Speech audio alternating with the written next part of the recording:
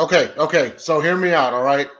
We promise you that during this telecast, there will be no cut-ins of Aaron Judge at bat, all right? Just to see him get walked 5 times a game, all right? Um, Welcome to Basketbros. I am your moderator, Denzel Snipes. If the Yankees are playing right now, yeah, they're not cutting in. But we got a loaded show for you guys. So before you watch the GOAT and the media proclaimed baby GOAT, shout out to you, Kerry Johnson. But your boy got a long career to go. Just take this time, just an hour, and listen to some really great throwback basketball. Again, we have a loaded show for you guys. We're coming to you live from the Sideline Sports Network. And before I begin, I just want to get my in here. Commentator / contestant / resident DJ number one. He's coming to us all the way live from the other sea town, Charlotte, North Carolina, by way of Connecticut and some parts of New York City. He just took a trip to Europe. I don't know if he played any basketball or anything over there, but he saw some pretty good sights. And we don't know when his beard is going to return. But come on in. This is DJ Willie V. Will Vogel. What's up, y'all? What's going on? No, I don't know. I did not play basketball. And no, the beard's coming back slowly but surely. All right. I like it. Definitely dig it, man. See if you can keep it there as long as possible. And I'll try, man. And coming to us from the mean streets of Livonia, Michigan, just a tad outside of Detroit. I see him with he's got his throwback Megaton jersey on. Just earlier, his Lions were in a Big 12 game. I'm sorry. They played the Seahawks in a game with absolutely no defense. It was a thriller. The Seahawks won. The Lions came out and losing, but that's okay because they're real fun to watch. But come on in here. This is Detroit Dom DeRubeis. Come on in. 81 is in the 81 points we gave up. That sounds about right. That sounds about right. How you doing, man? I'm okay. Not great. My team scored 45 points and didn't win. And the kicker with my name missed 2 extra points and a field goal. So it's basically his fault. Ouch. Ouch. Well, and then next coming in, he is the pundit's pundit. He's your favorite pundit. He's your cousin's favorite pundit. He's your stepsister's favorite pundit. He's your dog's favorite pundit. Come on in here, the Jacob Christner. Come on in here. You call that a beard, Willie? I get that by 2:30 The cat's favorite, not the dog's favorite. It's slowly growing back. Slowly, like death, like a tectonic plate. Growing back would mean he ever had. I find out we're gonna be cutting into another Aaron Judge at bat. Oh, come on. Let's do a commercial break. We'll be right back. Just kidding. And then last but not least, he is the captain of the South Florida Tribune Starship. He is the owner. James T. Kirk. I'm telling you, he's the captain. He's the co-pilot. He's the crew. He mans the cannons when it's time to attack.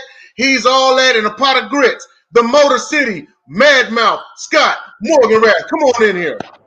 Hey, how you doing, guys? I'm coming to you from a different location, though, Talladega, Alabama. Can I get a I would like it. No onions, large fry, no salt, and high C orange. No salt, but yet you get a high C orange. Are you at Talladega? Are you actually on the racetrack or are you elsewhere? We're actually leaving now. I've had a really busy weekend up here trying to get a lot done at a track I didn't know anything about. So I accomplished quite a bit, actually, while I was here. We actually had some media availability with Auburn basketball coach Bruce Pearl before the race. It was unbelievable. I've met Bruce Pearl 2 or 3 times. I watched the real race at 7 a.m. this morning from Singapore. Yes, love that one. Chase Elliott was a winner, and I can tell you these last 2 days have been unbelievable here in Alabama. The hospitality was good, accomplished a lot. Looking forward to coming here in the spring, and I have some bits to take care of a homestead in a few weeks from now. But it's been great, and I'm glad I was able to make the show tonight. For a while, with my media responsibilities, it was touch and go. I would have come on at some point. I'm glad we were able to get in at the beginning. So yes, sir. I'm ready to roll and just happy to be on with you guys from Alabama. Yep. Bucket list item that at least I've seen, and when you come to this racetrack, it's just unbelievable. So the Elliott guy, he made the best left turns. Evidently. Oh, Jay will be back. Evidently. Yep. Well, they just said Here's a recap of the race. He's turning left. Yeah. He's turning left. He's turning left. Oh no, a crash. He's still turning left. Let me tell you, there was only one major caution here. Otherwise, a relatively clean race with a lot of lead changes. It was unbelievable. A very good, clean race. In fact, Russell Branham, the guy that runs the show here on the listen, the F1 race in Singapore, it was delayed for an hour because of rain. People kept fishtailing around the turns, and then it went so long, and it's ahead of us. They had to close the racetrack down and get it back ready for rush hour in Singapore. So the last 20 minutes of the race was on a stopwatch, or not a stopwatch, a timer. They just said a fan at Acrisure Stadium just died by falling off an escalator in Pittsburgh. What? Yeah. Wow. It's almost like, I hate to say that, because you know they had the Stampede in Indonesia. Yeah, the Steelers game. 123 people. Well, I mean, I'd probably jump off an escalator too if I lost to the Jets. Yeah. Don't say too that. soon. Too soon. Right. Well, as everyone can see at the bottom, Jets. As everyone can see at the bottom, we are sponsored by the Score No Score app. Yeah, you can go pick it up on Google Play and the Apple App Store. And we're 7 minutes in. Let's go ahead and get to our first topic. And our first topic is our Basketbros legend. Did it come up on the screen? Is it coming up? Yes, he did. It's on the screen. It is on the screen. It is. All right. Hold on. So what's going on with my computer here? You got it. It's there. Right, it's been there the whole time. Go off. All right, my bad. Okay, yeah. Power forward Dirk Nowitzki. So who is Dirk Nowitzki? He was selected 9th overall in 1998 by the Milwaukee Bucks. Of course, an in-draft trade sent him to the Dallas Mavericks.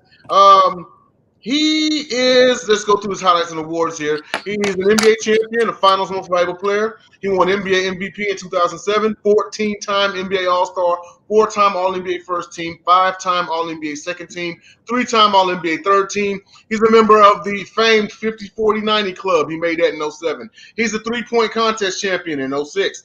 He's NBA Teammate of the Year. He's on the NBA 75th anniversary team. Dallas Mavericks number 41 retired. FIBA World Cup Most Valuable Player, two-time FIBA World Cup Top Scorer, FIBA Eurobasket MVP, 3-time FIBA Eurobasket Top Scorer, 6-time Eurostar Player of the Year, 2-time FIBA Europe Men's Player of the Year. His career statistics, he averaged about 20.7 points per game, 7.5 rebounds per game, and 2.4 assists per game, and he will most certainly make the Hall of Fame one day. You talk about a man, and the city of Dallas, and they've had their, I think, in their heyday, when the Rangers made the World Series, when then of course you had the Cowboys that's real big in that city, whoever that team is. But Dirk Nowitzki was a big part of Cooper Rush. That city. Who? Cooper Rush. Who's that guy? Let him finish. Well, yeah, Dirk Nowitzki. This is a guy who, in my opinion, carried the will to win, and especially I've always gone on to say, that 2011 NBA Finals, the famed LeBron disappearance. Dirk Nowitzki was not going to lose. He was up 2-0 on the Heat just 5 years prior, and then they lost 4 straight to lose the series. He was not going to lose one bit. They won because of Dirk Nowitzki. He rightfully was the most valuable player. But our legend of the week, Dirk Nowitzki, will take it away. Your thoughts on Dirk Nowitzki? Man, I'm so happy I grew up in the 90s and watched him play his full whole career. Dirk was a special talent, and he's definitely, I would say, he's a top 10 power forward in history for sure. He actually, when he was younger, he played in the Nike Hoops Heroes Tour against Charles Barkley and Pippen. He actually dunked on Charles Barkley. And nice. I don't remember who it was. It was either Barkley or Pippen. but one of them said, "This boy is a genius. If he wants to enter the NBA, he can call me." So going against two legends of Barkley and Pippen. He also has one of the most best signature shot moves of all time, the one-legged fadeaway. We all know it. We've all seen it. We've all witnessed it.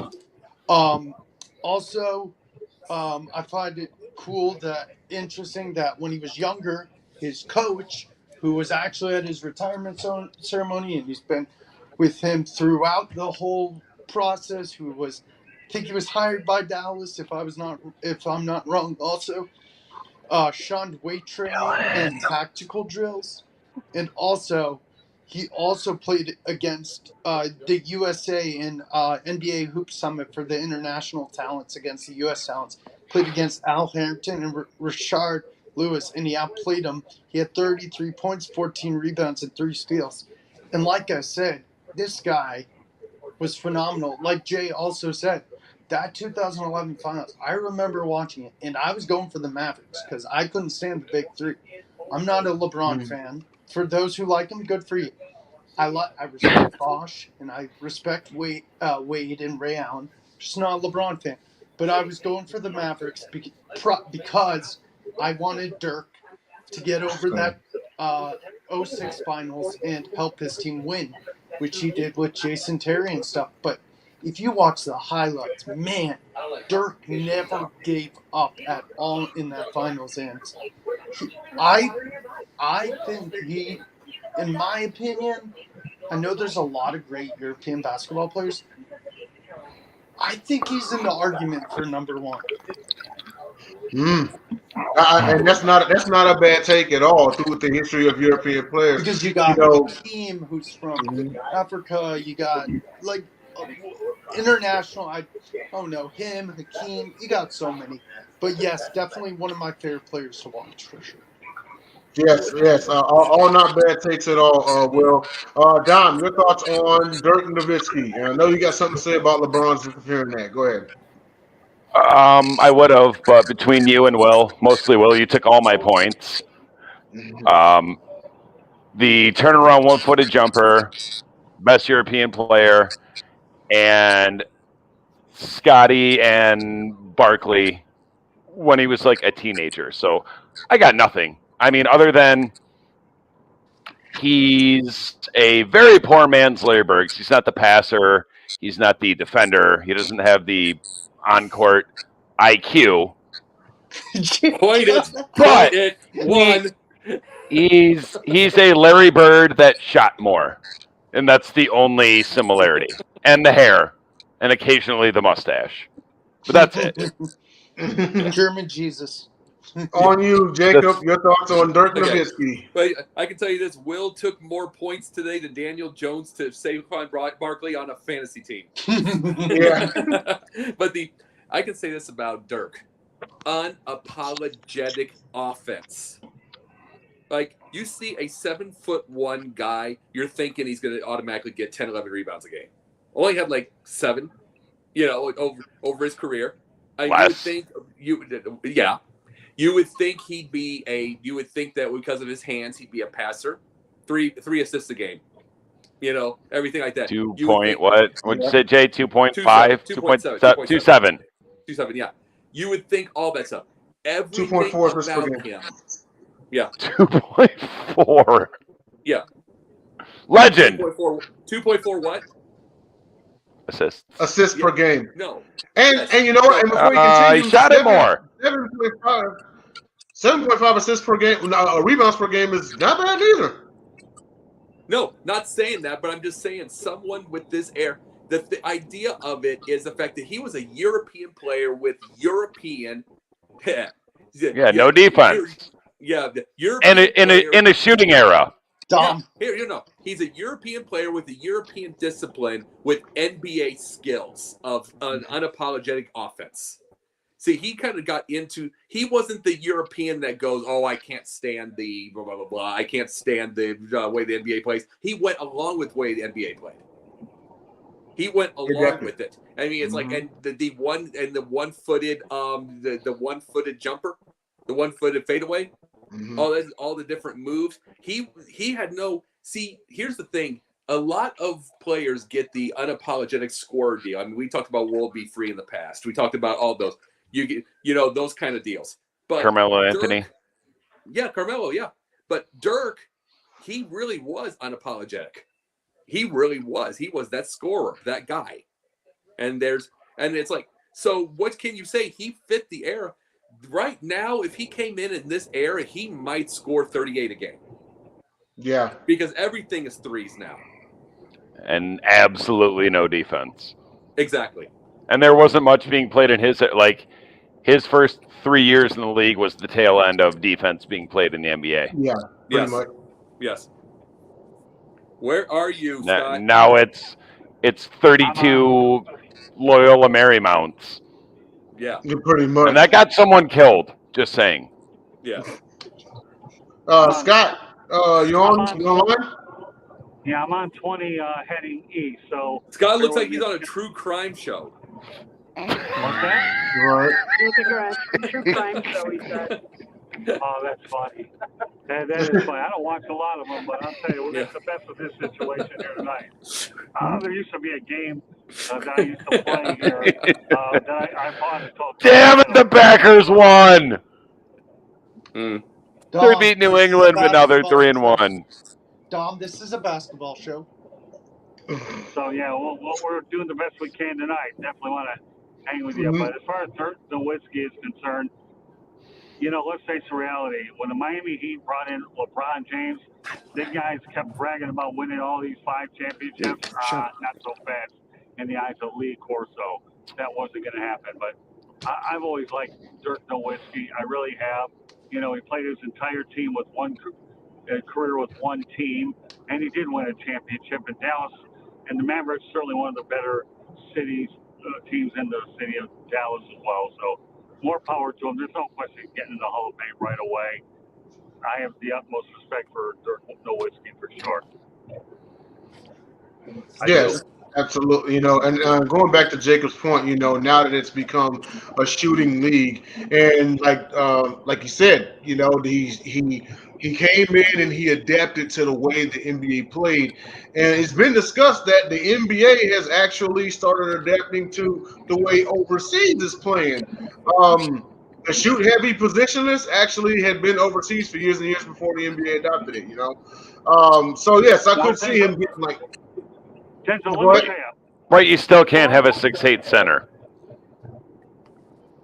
Yeah, but foreign players are hit and miss too. You don't know how they're going to fare against NBA. Yeah, for every Dirk, there's 3 Darkos. Exactly. Thank you very much, pal. So I'm going to go jump out the window. Thank God I live on a ranch. Dom. Yeah, that too. Okay. But yeah, you know, so for every Dirk Nowitzki, you're going to have 3 or 4 that don't pan out.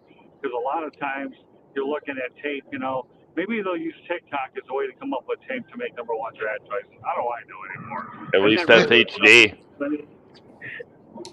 Let me tell you, my dad was sold on Darko Milicic. What are you talking about, Dad? They should draft Carmelo. They should draft Darko. We all know how that turned out. Okay. So, I don't know.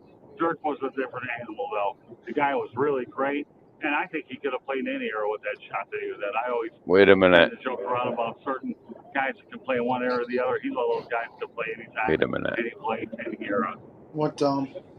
Didn't hurt that he was coached by Rick Carlisle that also emphasized defense and had a good run with Dallas defense. Yeah. Well, it most definitely, you know, we're seeing the influx of you know, these overseas, these European players and everything. Now you see Luka come in and they're calling him the heir apparent out there in Dallas. You know, another overseas player that some have compared to Bird. You know, 3, you know, 4. Yeah, it's probably about 3 or 4 by now. You know, He's a rich man's Kevin Love. Kevin Love? That passes Love more. had 30 rebounds one time, dude. It's not Yeah, you know who taught him how to rebound? Bill Lambier. True story. He was the T-Wolves assistant coach for 2 or 3 years. Yeah. Whoa. Well, look, the first stretch 5. Teaching a great stretch 5 how to rebound.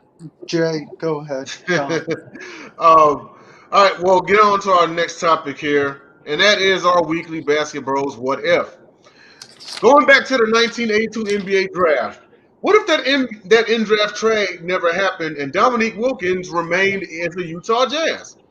Now, keep in mind that Stockton was drafted in 84 and Malone in 85. So here we have an eventual Utah Big Three. So if this happens, do they win a championship? Will, go ahead. They would still have to go against those top teams in the West. Like, you got Houston later, you got the Lakers. You got a few tough teams in the West. I give them one or two, but I don't know. The West was tough still, but yeah. And then you got the Bulls coming from the East, who were all with Michael Jordan, Scottie Pippen, Rodman. We know all of them, so I could see one or two at least. Okay, then. I mean, keep in mind, like, okay, so you figure, and there would be a young Big Three. So the Bulls dynasty started in 91, so they got about 6 years before they would have to run into the Bulls, you know? Yeah, I still think because you got Kareem and the Lakers, and you got Bird and those guys. Yeah, one or two. Okay, One then. or two for sure. Dom, on you. If the Utah Big Three happens, do they win a championship?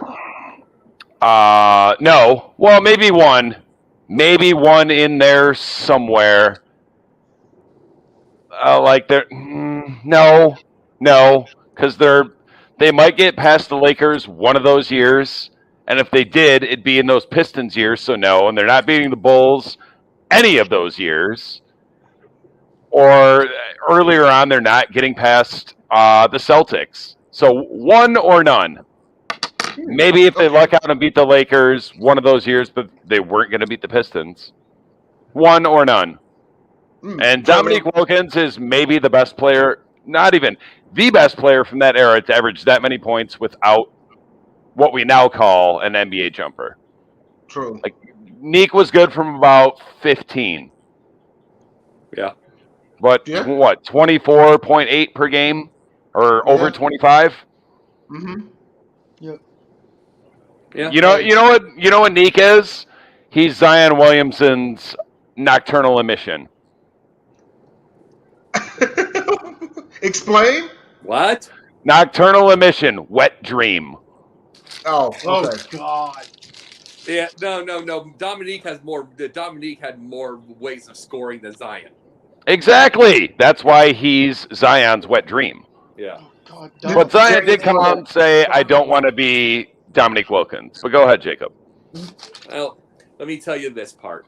One starts in 82, one's in 83 and 84, so you got to go to 85 and 6, okay? Let's see. They're not going to win any in the 80s. We got to remember, though, they would have Stockton, Malone, Wilkins, and then you also have Mark Eaton. Mark Eaton, yep. You have Mark Eaton and Blue Edwards, who wasn't bad. Adrian Dantley for one or two of those years. Yep, Adrian Dantley, and then you have Antoine Carr. Here's the thing. They're not winning in the 80s because the Celtics and Lakers were still powerful. It's like, I think they get past – here's the deal. I think they get past Houston. I think they just had too much – that's just way too much firepower for Houston in the 80s. Now, in the 90s, I do believe they take one from Detroit. I do believe. Explain. I do believe. Well, we didn't get there in the 90s. 89, 90. 90, I'm saying. Let's just take that one. But it's like, but no, what I say is because one of the things that MJ said, and we'll add that number one. One of the things that MJ said, Utah would have taken one. Put it up there. MJ would. I mean, that Utah would have taken one if Mark Eaton was the center. Because they just did not. See, he was not a. I did not name him. You said MJ. You said that. You said MJ. You didn't even say Michael Jordan. You said MJ. Yeah, but no. The trying to correct your own counter. Even he said that if they would have had Mark Eaton in one of those, because Mark Eaton was retired in '93. If they would have had Mark Eaton on those, they take one. It's just because he wasn't an offensive force, but he was a powerful force underneath. It's just hard, and he had a lot of instincts. He had a lot of instincts to the block shot. It was just so tough, and it's like that's what they were missing big time. That's what they were missing big time in those things. So I really believe they could get 2 in the 90s. But then by that time, Dominique's retiring. But it's like, none of the things in the 80s, just none of them. There's just too many powerful teams. True. I mean, I know that, of course, the Lakers had made 4 consecutive finals in the 80s. Mind you, it was the Rockets themselves who denied them a 5th trip in a row. So to say that someone would beat the Lakers wouldn't be out of the question because the Rockets did it. So the Jazz running into the Lakers at that time period, if Houston could beat them, then the Jazz with those 3, they probably could steal one from them too. Yeah. I mean, look how good all those Stockton and Malone teams are with Stockton, Malone, and no one. Yeah, Dominique. That's a big 3 before a big 3 was a big 3. Before big 3 was even a thing, exactly. I mean, yeah. Swinging on over to you, Scott. What do you think? I say they win at least one, but the time frame for which they would do it would be between 1983 to 86. Other than that, once Jordan came in later, the Jazz couldn't get past them when they were playing as well. So I got to say, the Jazz and the Pistons had some pretty nasty rivalries with Isaiah Thomas and Karl Malone getting in a fight. So, but with that, Isaiah would fight anyone. That's true, but it was entertaining, John, to see what they would do with the Jazz. Bill Laimbeer and Isaiah Thomas, they definitely went ahead and mixed it up for sure. So I guess to really give you the Cliff Notes version, I would say between 1983 and 86, Utah gets at least one. Cliff's Notes. Hey, there's one thing. I love that. Though. Hey, there's one thing we have to remember, though. We have to remember on this. We have to put into consideration 1993 and the real advent of free agency. Yeah. We have to think about all those. And it's like, now you got to remember, it's like this is when Charles Barkley. The Bulls dynasty. Yeah. No one. No, understood. 5 Jesuses and 7 more Jesuses on the bench weren't beating those Bulls teams. No. Understood. What I was saying, though, is Phoenix. The biggest thing about it is the fact that you had those. Would they have? I brought up you could get 1 or 2, blah blah blah.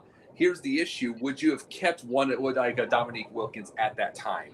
And once free agency hit. True. Yeah. So things like that.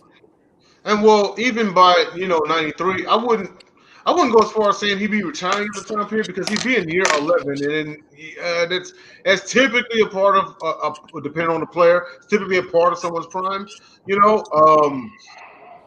At that time period, I after having been so long in the league, because mind you, they would have started as a young big 3 and they would have gotten better. Because if the team of Stockton and Malone can improve, I know those 3 can. You know what I mean? By 93, that Suns team was better. That's the best team that ever lost to the Bulls in the finals. Should have beat them. Yeah, I would agree. Except they didn't win one home game in the finals, so that's what the tough part was. No, they didn't. And if it wasn't for what was it? No, they were at home. I'm sorry, I stand corrected. The Celtics don't win that title against the Lakers in the pre-scripted Sports Illustrated finals if Atlanta wins 1 game on the road in the first round. You talking about 83? No, like in the 2000s. Understood. The big 3. Well, you have to understand where I'm thinking of. It's like back in the you're not that much older than me. No, but back in the 82-83 year, they had a best of 3, and most won recently 2 games to 1. True. Yeah. Well, they need to go back to that. That would be pretty cool, actually. I don't need to see 1 verse 8 or whatever it is now. 1 verse the best of 8, 9, and 10. Right. However that works. The play-in game. 7 now, yeah. Well, they got the play-in tournament and everything, and then everything else is just best of 7. But we are at the halfway point of the show. Just want to remind everyone that we are sponsored by the app. And am I muted? No, I said you already did it. Yeah, I'm just reminding them at the halfway point. I always do this. Yeah. But we are sponsored by the Score No Score app. You can find it on the Google Play Store. Dom, tell them about the Score No Score app.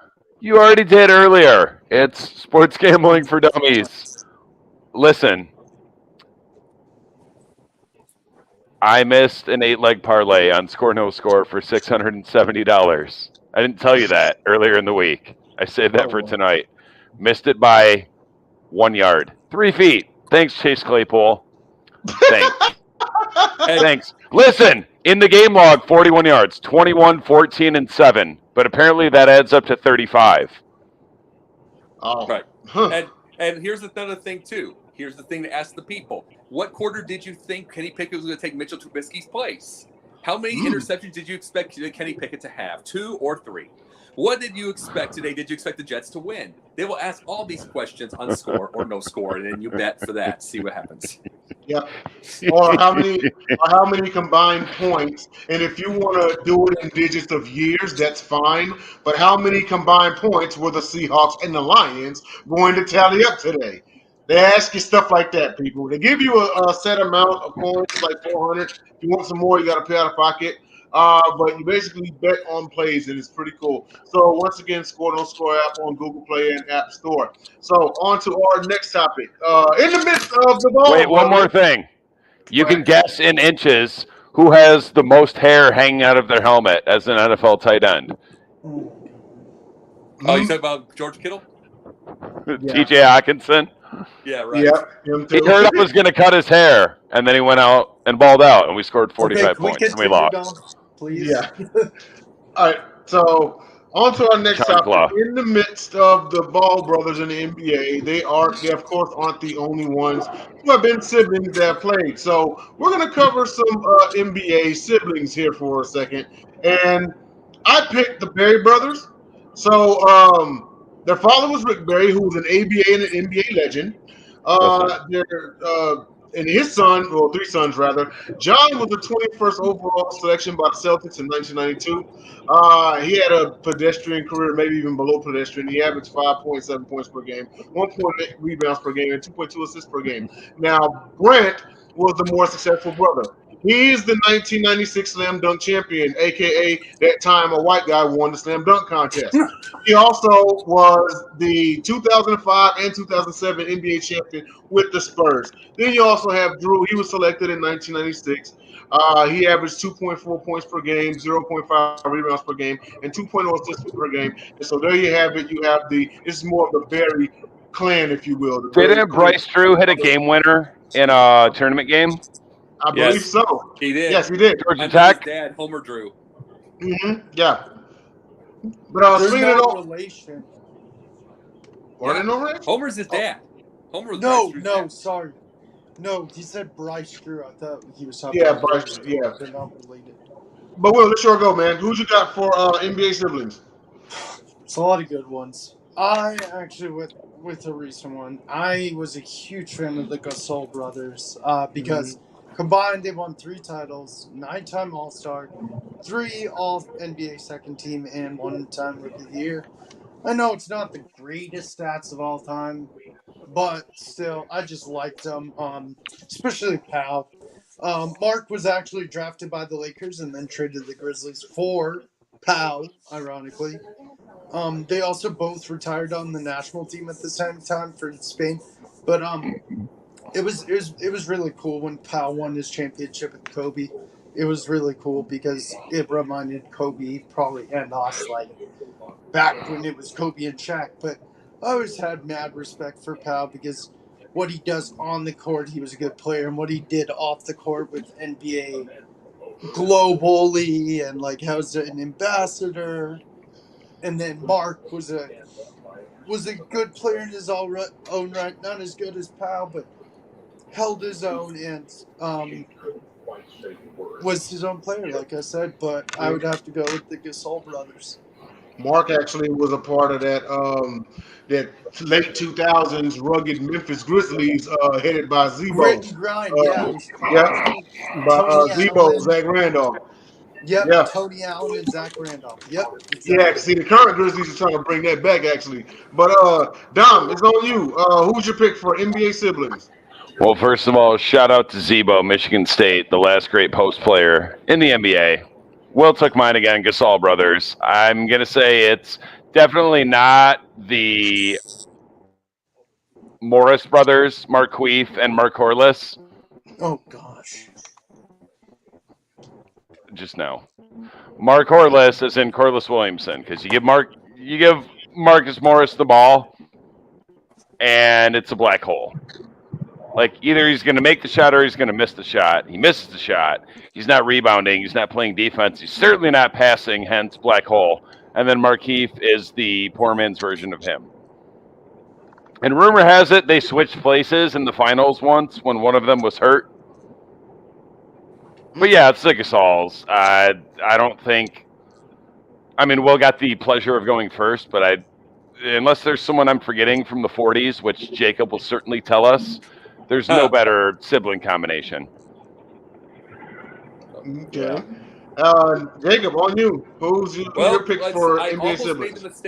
I almost made the mistake of making it family and being Buddy Boeheim and the Buddy Boeheim. You know who his dad is. And Jim I Boeheim, almost made that mistake, but I think my respect comes in because old Boeheim had Buddy at 55 years old, so that's kind of okay.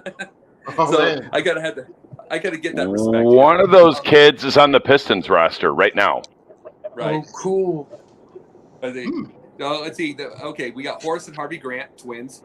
Almost picked them. Yep. Yeah, it's a better one. We have Horace and Harvey. We have, you brought the Berry brothers up. We got those. Everybody brought that whatsoever. We've got, let's see, which ones, here's the thing, which ones played together other than the Gasol? The Gasols played together, didn't they? On Spain, yes. Yes. In Spain, yes. The Morris brothers did. By the way, the Wilkinses, Dominique and Gerald. They did for 1 year. Yeah. Oh, that's a good one. Dominique I forgot so many. Yep. Dominique that might be the best one, honestly. Yep. No, there's a lot of different. Yeah. What? You just have so much more old basketball knowledge. You're not that much older than me. Yeah. Well, having an older family, I watch things a lot older. Yeah. Is that black and white? Is that black and white TV? One step off. I did have to be Dad's. I did have to be Dad's remote control. Dad's remote. Yeah, you sent me that. Mm-hmm. Yes. One point in time, I think we all played that role, maybe except Will. But Scott, and if you're around back there somewhere, who was your pick for NBA siblings? You know, I really like the Berries, John and Brent. But the thing is I love Rick Barry, because Rick Barry, to me, was definitely a Hall of Fame player, and he's pretty good. Another one, I believe Steph Curry and Steph Curry would be two guys I would put on that list as well. So, you know, we all know what Steph has done, and Steph is a solid player. So I could go in either direction. Yes, I'm buried here on 20, so it may look like you're getting audio, but I'm still here and I'm still listening. So, but I guess I would go with. We've had those moments where things are what they are because of how you're traveling. But getting back to my point, Barry's is hard to ignore, and I got to go with the Currys, to be honest with you. Steph and Steph. Yeah. Yeah. And then Dell, of course, the dad. Yeah, that's maybe the best NBA family. Yeah. Yeah, the dad, Dell, Curry, and some of us are NBA Jam. But yeah, absolutely. It's nothing like having family in the NBA. If they're on separate teams, it's kind of a conflict with the parents. So I don't know who to root for, but just kind of hoping both of them have a great game and such. But it's really good. Hey, you know what we need to do? We need to create our own NBA Jam and like the Currys face off against the Grants. Oh, that'd be great. Josh Jacobs went ape stuff. Yeah. That would be interesting, wouldn't it? Yes. It would absolutely. Everybody's got this so-called big three I don't know anything about, but you know what? Have a little bit of family fun. Baseball does it real well. If you sat there and did a baseball show, how many siblings play that game? Oh my goodness, we wouldn't have enough time by the time I got to a location. Billy Ripken sucked. That may be a future topic on Sports Exchange. The best thing about Billy Ripken was that 89 Fleer card with the end of the bat that said F face. Or the whiteout, or the scribble, or the black box. I have it too. That one came in every pack. It's worth 75 cents. Believe me, I've looked. Believe me, I've looked. and 0 without the F face on it. Yeah. No, Yeah. that face is more expensive by The a Billy lot. Ripken black box. Yeah. You know how much, Will? It's worth a hey, speak of black box. Oh, he's got it right there. He got Wow. This it. man's a prop comic. He got it. Show it again, Prop Will. co- He had Oh, it right he there. got it. How did you have that like on your desk? It's like my favorite card ever. It got brought up like randomly. It's like, Yeah. oh, I got it right here. You mentioned Billy Ripken, and Will's like, Will waited for months and months for this exact moment. Billy Ripken? Oh, here you Bring it go. up. No. He didn't even bring it up. That was like It was Will a saying, "Hey, look segue. at me, I said siblings. I'm like, Billy Ripken sucks. He was like, black box. Hey, no, that was like Will saying, "Hey, look, I got a beer tonight." Yeah, right. That's, No, that would take that would take much more planning. Yeah, right. Yeah. For that one moment, now his We beard, are when he off the wakes up tomorrow rails. morning, it's going to be down to his chest.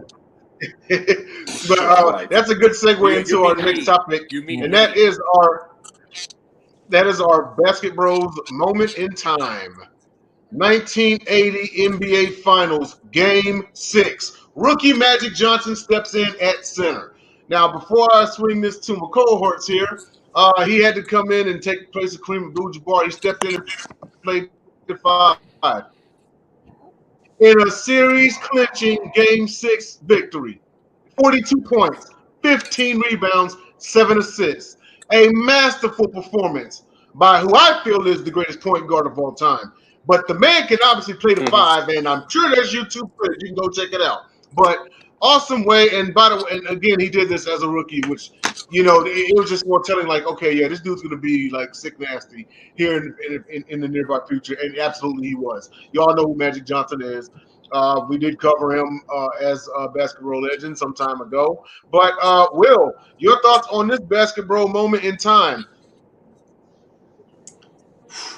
One of the best NBA Finals moments, yet also NBA moments.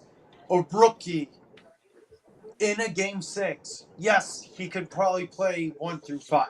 Definitely. 100%. No question about it. But a rookie nonetheless. And I get it. Julius Erving and Moses Malone were on their way out. They were almost retired.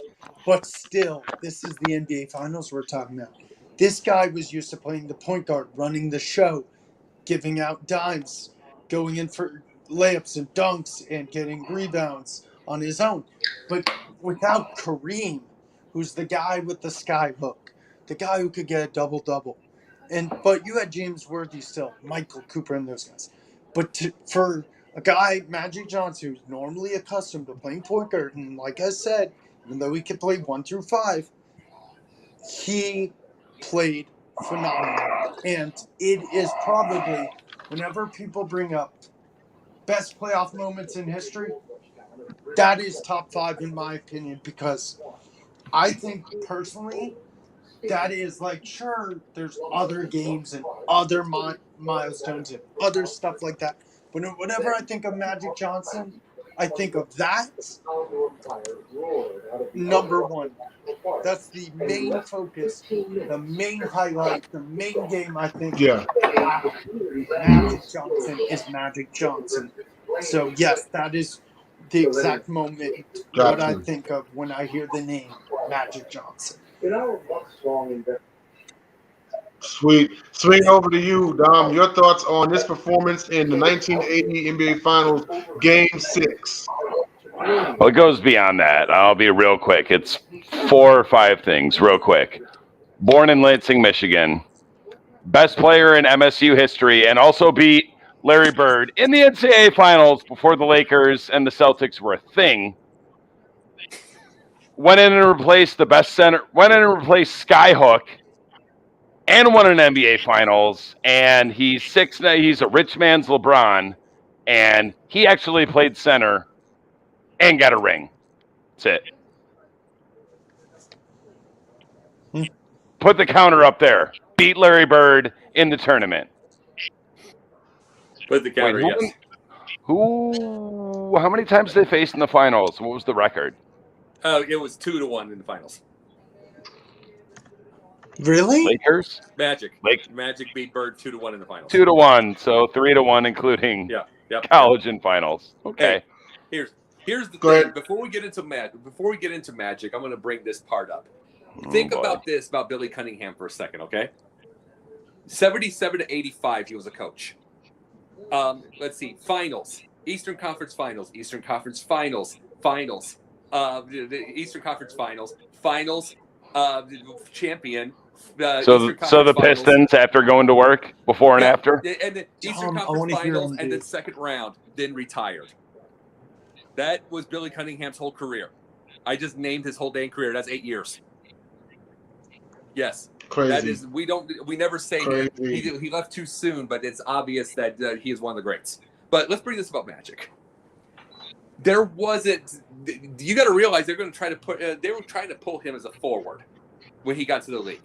No one. The only person they were going to try to talk about this. Jerry Buss was like, nope. Jerry Buss. Because who? Yeah. Jerry Buss is the reason Magic is the way he was. Magic was way different. Magic was a way different personality. Jerry Buss was a way different personality. Magic on any other squad in the NBA would have been a forward. They weren't good. Jerry Buss is the one that would have the risk to try a 6'9" as a one. Had the thing to try a 6'9". I think Magic is the reason that is the way Magic was. I'm saying everybody else in the let him league would have finish, tried. Jacob. Everybody else in the league would have made him a forward. Jerry Buss was willing to try a 6'9" point guard.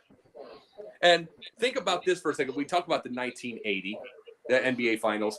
That did even get 2 games off the Lakers. The Celtics in that time would have been murdered by the Lakers in 1980. They went to East Conference. They would have been murdered. Older Cowens. There was no McHale or Parrish yet. No, I'd see Maravich was in his last year. His knees were gone. Yep. All that kind of stuff. They were still a 62-win team, but I mean they were beaten up. That would see the 76ers were built for the Lakers, and they still only won 2 games.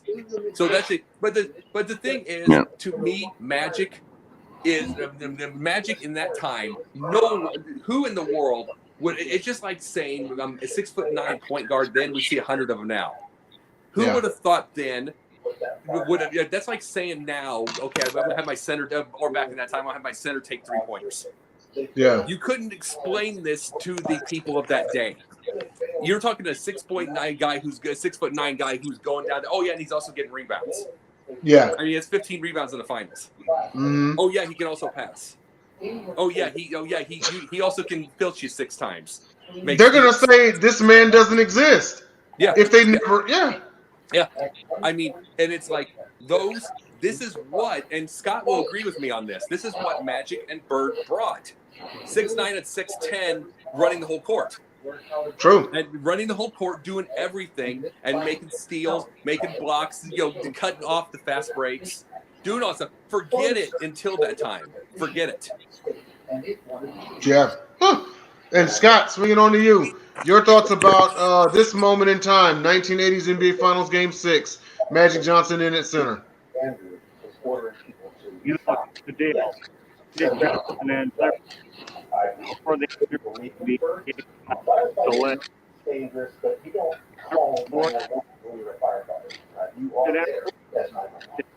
it ain't any good, but it. Well, you listen to it, so it's gone. I don't even know what I said, but I don't think I was slurring. Not like you on Tuesday. Then Magic Johnson, no. Well, you listen to it, so it's gone. Our point guard, guys. I can't hear. Well, you listen to it, so it's gone. I don't know what I said, but I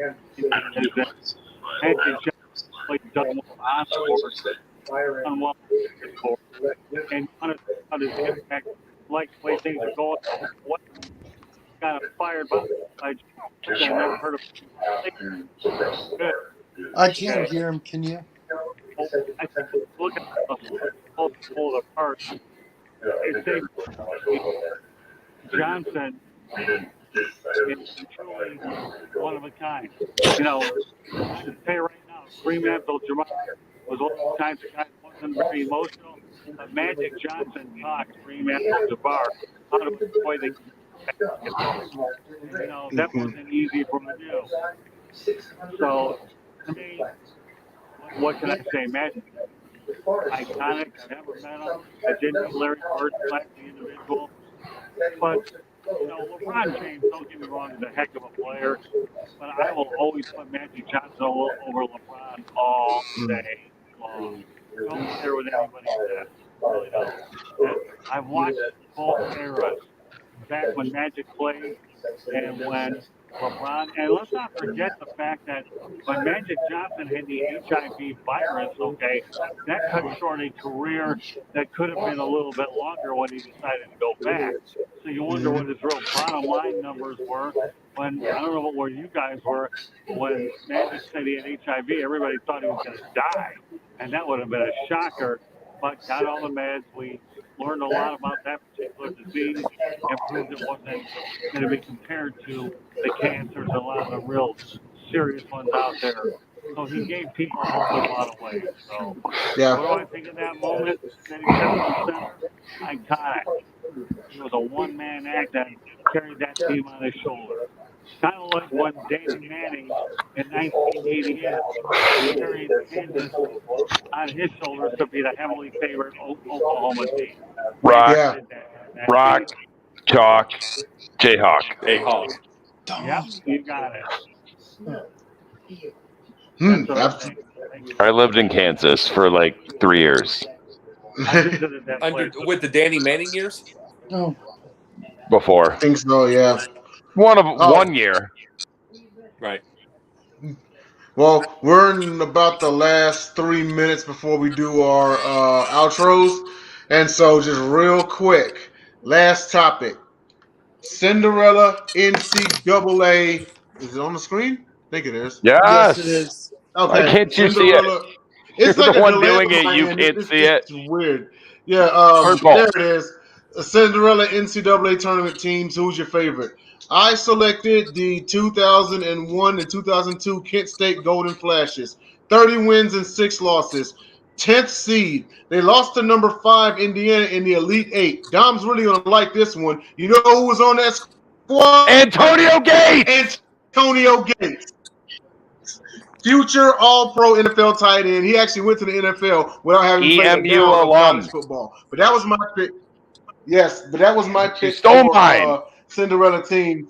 You can skip me. Will, who do you got, man? Oh, just the best team to beat the number 1 seed. Retriever Nation. Retriever Nation. Let me tell a story real quick. No one interrupt Dom. That means you. Will's got a story to tell. Well, Dom, you always have a story to tell. Anyway, so one Christmas, my brother got me NCAA tickets. I'm a UNC fan. It was round 1. I go to the arena, and I'm like, okay, who's playing? Looked it up. Virginia versus UMBC. I'm like, okay, I'm going to go to the game. Virginia's probably going to win by 50. I don't have an affinity for either team. I'm a UNC fan. I don't like Virginia, UMBC. They're a small school, whatever. I go into the game, and I walk around. I see these UMBC students. I'm like, where are you guys from? And they're like, Baltimore. I'm like, oh, so you're in Baltimore. And they're like, yeah, we're a tiny school. I'm like, joking around. I'm like, do you guys have an extra shirt? Because I'm low-key going for you guys. And they're like, yeah. So they tossed me this shirt that says UMBC 2018, Charlotte, North Carolina. And I sat with them throughout the whole game. And, man, I will never forget that day because, number 1, those fans were awesome. And they had a lot of enthusiasm. And, number 2, seeing a 16 beat a number 1 seed, when's that ever going to happen again? I don't know. Exactly. Probably in the next couple of years. We don't know. Maybe never. But still, like, this shirt, and every time I wear it, it just brings back great memories.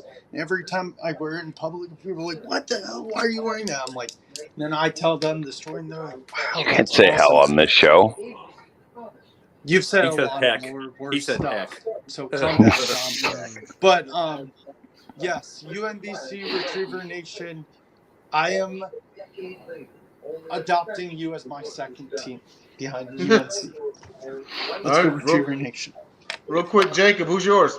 Well, guess what? I was going to say UMBC, but Mr. Daniel Jones of our show today filched it.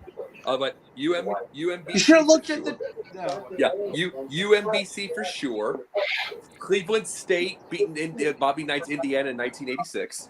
They got to the Sweet 16, I believe. Butler with that half quarter almost beat Duke. Almost knocked out Duke. Yep, and it's like, so there's a lot of it, but just to ask here the question about it, when a number 16 beats a 1, probably in the next couple of years, and it probably happens more often than not, because the athletes are going to every small school now. Yeah. Yep, that is true. Don't forget 06 George Mason. Beat number 1 Connecticut. They beat number 1 UConn. They sure did. And got to the Final Four. And Scott, you got the last one. Who's your favorite NCAA Cinderella team? Oh, I got to go back to 1979. My goodness, Indiana State going against Michigan State. Go against that Larry Bird and Magic Johnson. That was a classic. And if I really want to go if I want to throw another one your way, I'd go back to 1977 when UNC Charlotte, led by Cedric Maxwell and former Coach Lee Rose, who took 2 different teams to the Final Four. UNC Charlotte as well as Purdue. So I could go either way, but I guess if I'm going to lean one or the other, I'd You know go what? Indiana State. I've got one would. more for you guys. The Sycamores, in case people want to know what their nickname is. Hey, phone's going off. One more thing about those Indiana State team. One more thing about the Indiana State team. Bill Sweet Hodges, jerseys. Yeah, exactly. The Bill Hodges, the coach of Indiana State, started. That was his very first year because he had to take over Bill King's job, and he had to take over his Bob King, I believe. Took over his Why job. did it say King? Yeah, Because it's like you're the Amiri King of this show. yeah. Dom, I wanna So hear he this started. So he started his career 32 games over 500. He coached 14 more years and ended his career 32 games over 500. So the rest of his career is 500.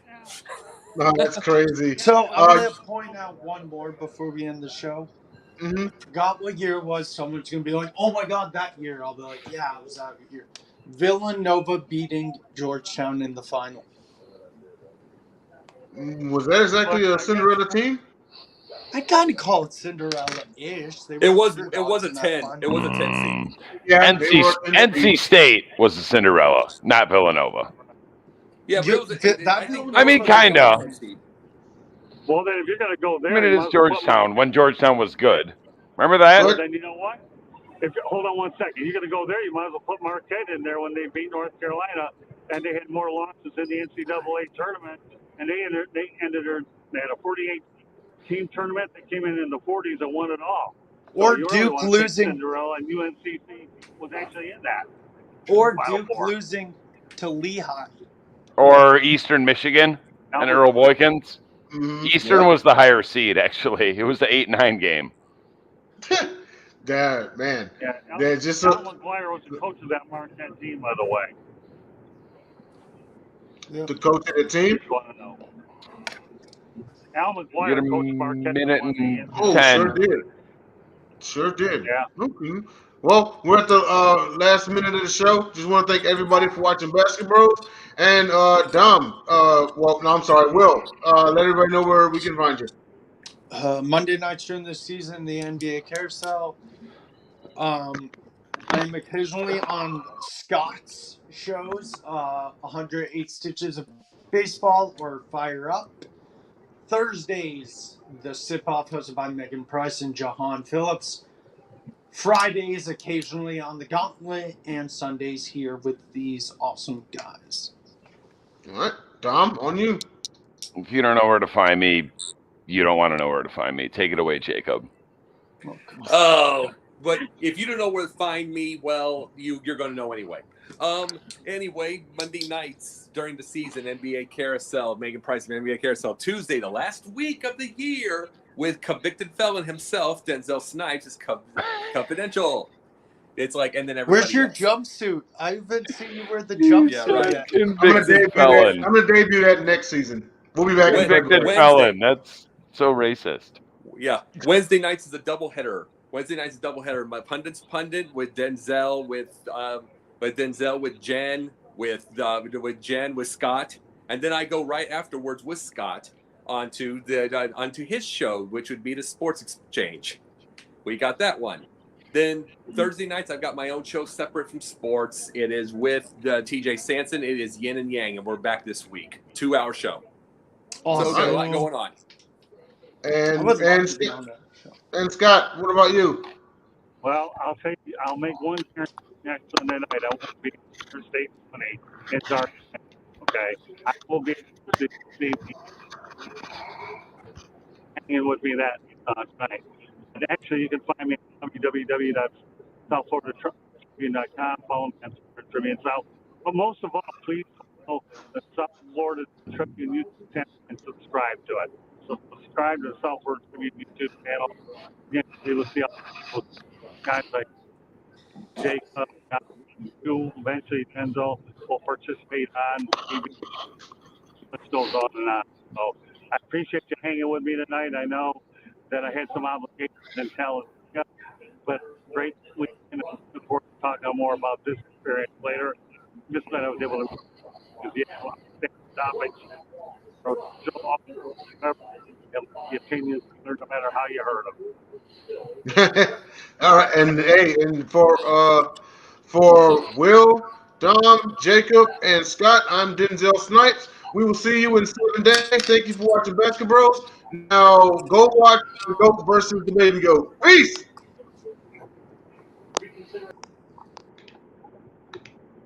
Thanks, Denzel.